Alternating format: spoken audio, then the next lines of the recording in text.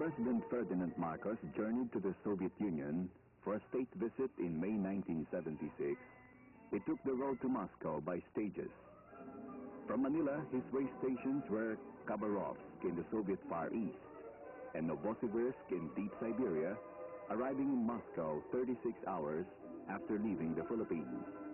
The trip paralleled the development of Philippine-Soviet relations, which has taken place by lengthy progressive stages. When Mr. Marcos stepped on Soviet soil in Khabarovsk, he breached the last barrier remaining from the Cold War. Of all the major socialist countries, only the Soviet Union, motherland of socialism, remained to be formally recognized by the Philippines. The Khabarovsk stopover hardly allowed time for a quick tour of the city, an industrial and cultural center in the Soviet Far East, just 300 kilometers from the Pacific coast.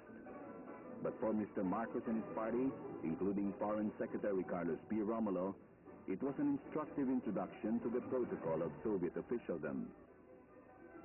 The Philippine party had a similar rest stop in Novosibirsk, Siberia's biggest city, before enplaning to Moscow.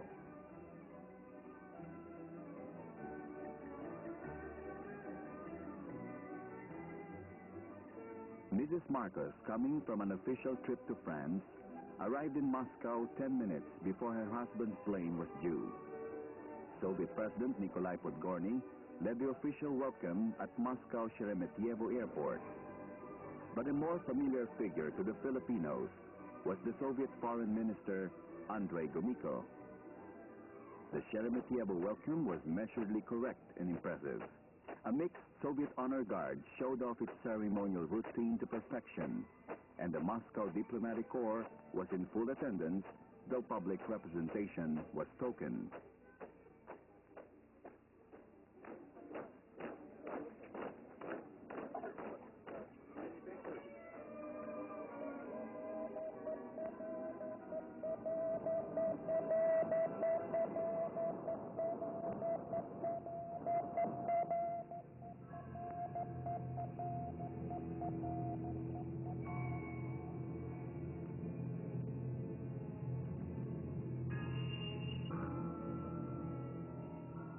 The route to the Kremlin from the airport passed through Lenin Prospect, the broad avenue down which honored visitors and triumphant cosmonauts enter Moscow. From Lenin Prospect, it is a short drive to the Kremlin, citadel of Soviet power today, as it was of Tsarist power in the past.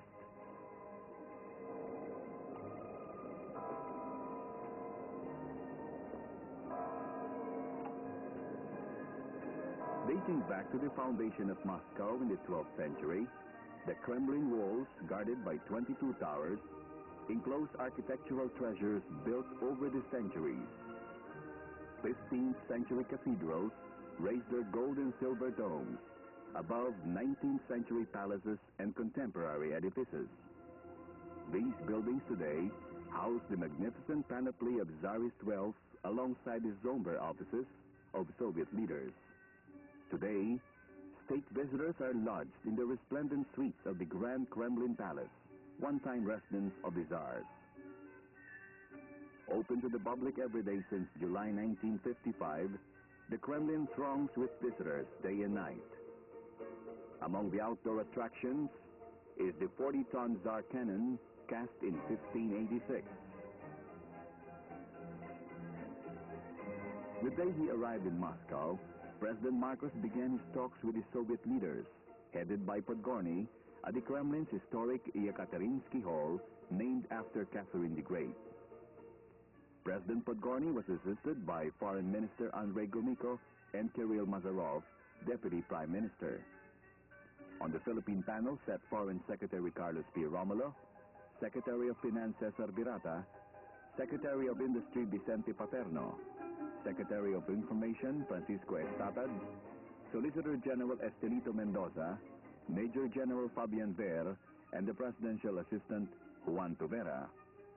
President Podgorny remarked on contacts between the two nations which date back to the last century, when Russian seafarers and travelers visited Philippine ports on several occasions. The Marcos administration allowed a number of friendship missions by Philippine legislators. But the most dramatic icebreaker was the First Lady's 10-day official visit in 1972. On her return to Manila, the Philippines USSR Friendship Society was formed, with Mrs. Marcos as honorary chairman. This time in Moscow, Madame Marcos met with members of the counterpart Soviet Philippine Friendship Society, which has worked actively since 1974 to develop contacts and cultural relations with the Philippines, and has helped the Soviet people to know about the culture, history, and life of the Filipino people. In fact, it has chapters in each of the Soviet republics.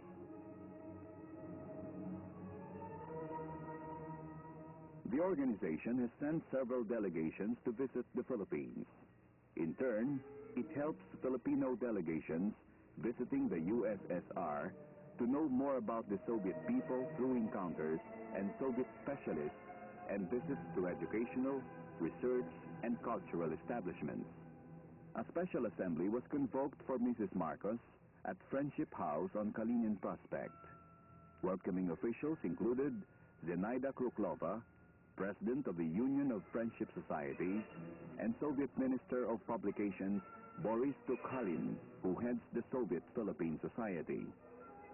A display of books and magazines from the Philippines was eagerly disposed of to society members. A balalaika quartet, a short ballet performance and songs by Moscow's famous artists, followed the speeches.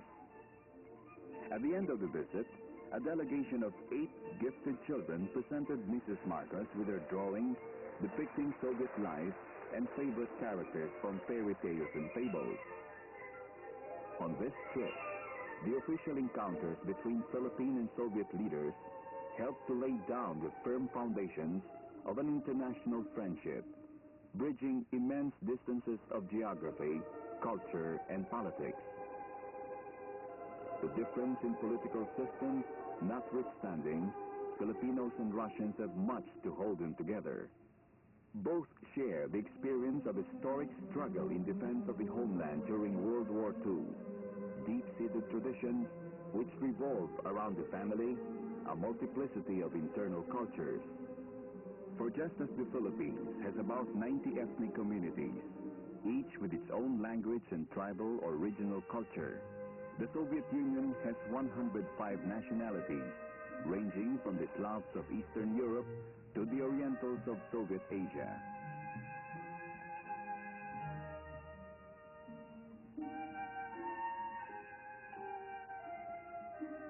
On the evening of May 31st, the Soviet government and the Presidium of the Supreme Soviet honored their guests from the Philippines with a state dinner at the Chamber of Facets in the Grand Kremlin Palace.